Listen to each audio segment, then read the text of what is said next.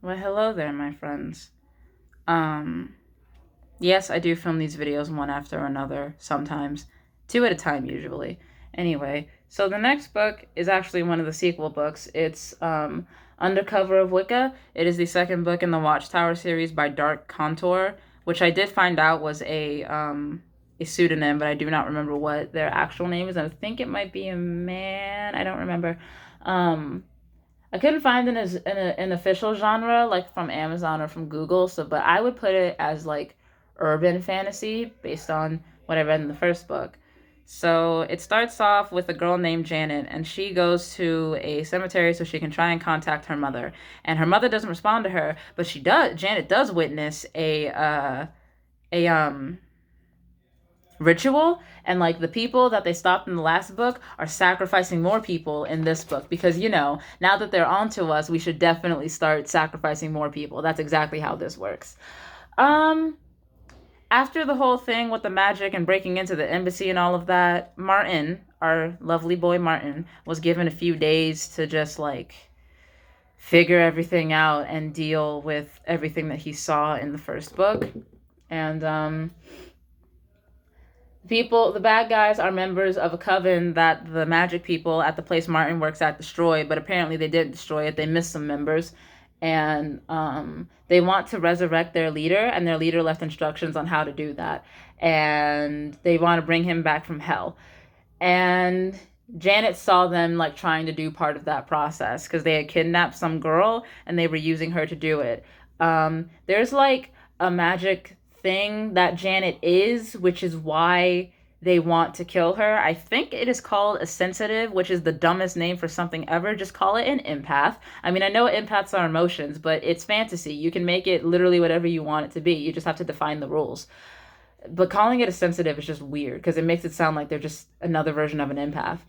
Um, so Martin and Barb, they go to the police station to get Janet because Janet tried to report it, but I mean, obviously they think she's crazy. So there's a cop there, and they meet the cop from Charmed. And what I mean by that is to say that he knows something is up and he can't let it go, but he doesn't know what is up. He doesn't know that it's magic. So he's the cop from Charmed.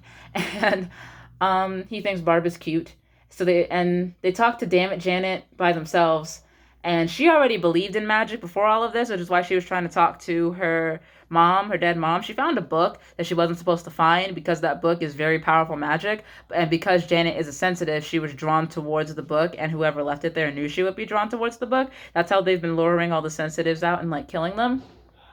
Um, planning. Martin has to bring Janet to the tower, and some weird dread, like not like Judge Dredd, some weird dread things like the feeling of dread happen.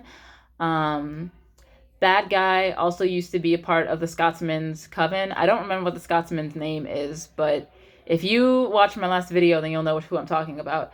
The cemetery where Janet saw the sacrifice is contaminated, and all the souls that were in that area went to hell. Es no bueno.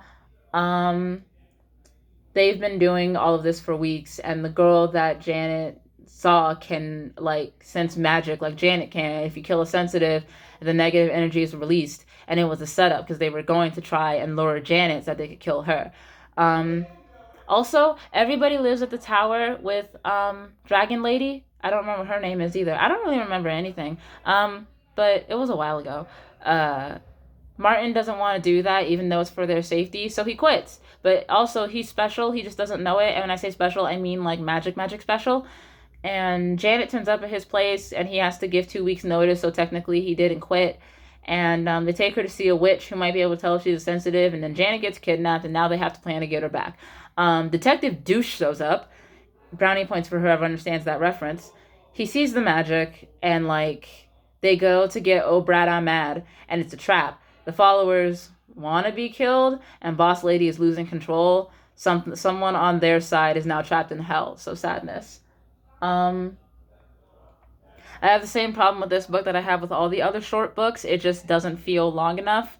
Um, Undercover of Wicca goes in between Dragon Assassin and City of Witches, and I just wish these books were longer. I feel like even though I haven't read the third one yet, I feel like I'm at the point with these books where I feel like I know that they should They should definitely have been longer. I'm using my loom. That's why I keep looking down. I'm incapable of just sitting down and doing one thing altogether. So unless I'm like really into the book, which these books are too short for me to be. Um, yeah, I still like it.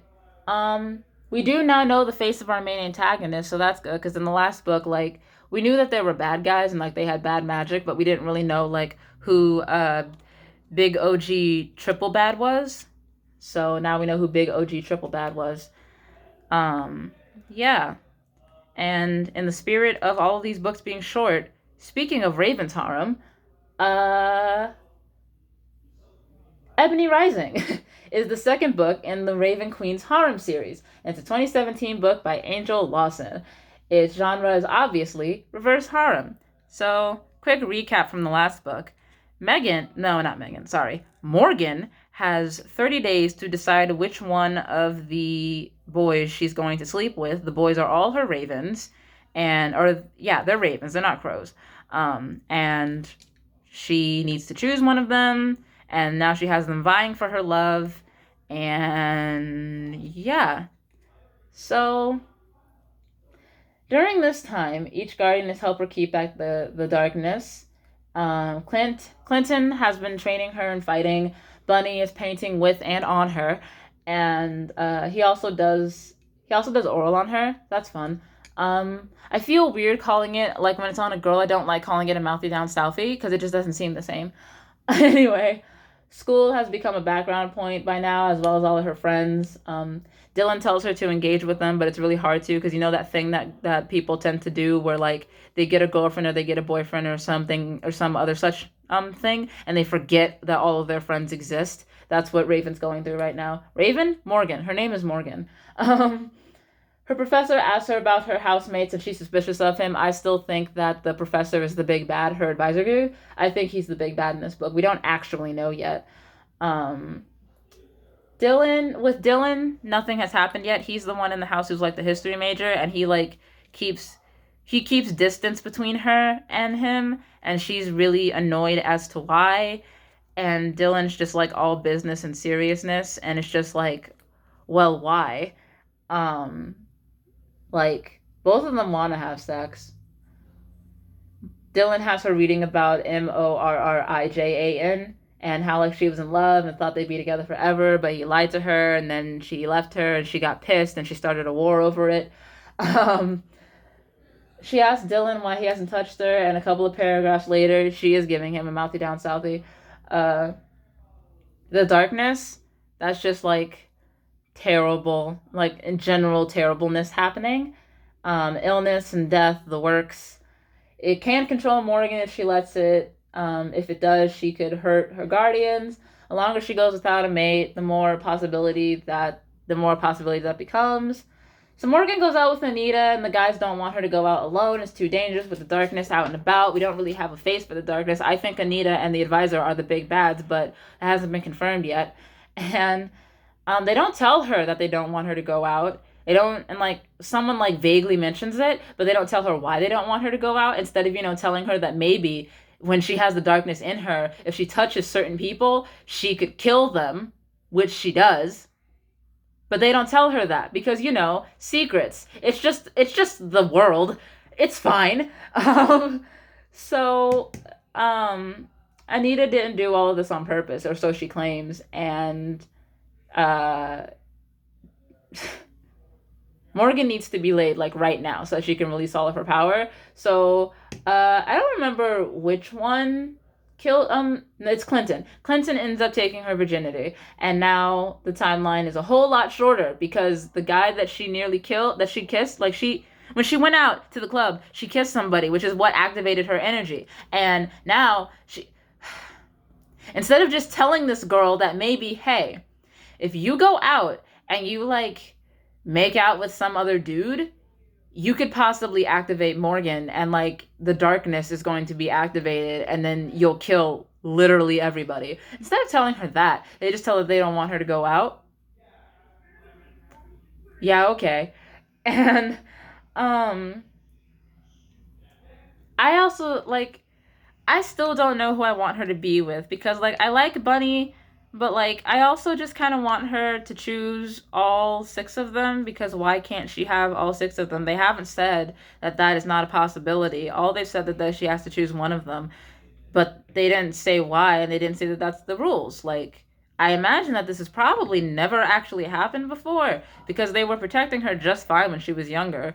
You're like, why don't they tell this girl anything so that maybe she could learn that how to control her magic as well? Why does it have to be sex? Like, I get that it's a reverse harem and that's just how these things work, but why does it have to be sex? Why does it have to be a mate? Why can't it just be that she needs to have sex with one of them every now and again so that she can release all of her energy? Like, what?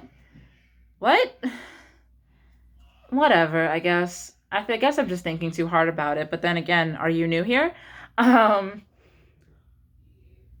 I Anita says that she's like she didn't mean to like acted like not she doesn't know about Morgan's powers, but she didn't mean to like freak Morgan out or anything like that. She just thought that it would be a good time. And by the end of the book, I felt like maybe Anita isn't one of the big bads, and maybe it is just Professor Dude, because Professor Dude still bugs me. We see him Belize, he keeps asking about her housemates, he gets very fidgety when she mentions them. So I also think that Dylan can be a little bit judgmental, because when they found out that the guy that she made out with was dead, he like really got up in her face about it, and it's like, y'all didn't tell her anything.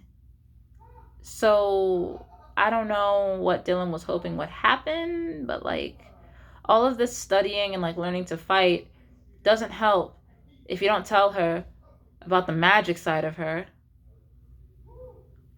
Also, all of her friends from back home haven't turned back up yet, which I kind of wish that they had, because that could be a fun plot point to talk about. But, I mean, we still got 4 more books to go, so I just... Where did this book end up? This book ended up between Dragon Assassin and Under the Cover of Wicca. So, yeah. I don't actually know when we get to another book that... Oh, wait. In 2 videos, we will have reached another book that fucking sucks. So that should be fun. I'll have a lot to talk about with that one. The book in between is another sequel. It's good. I like that book.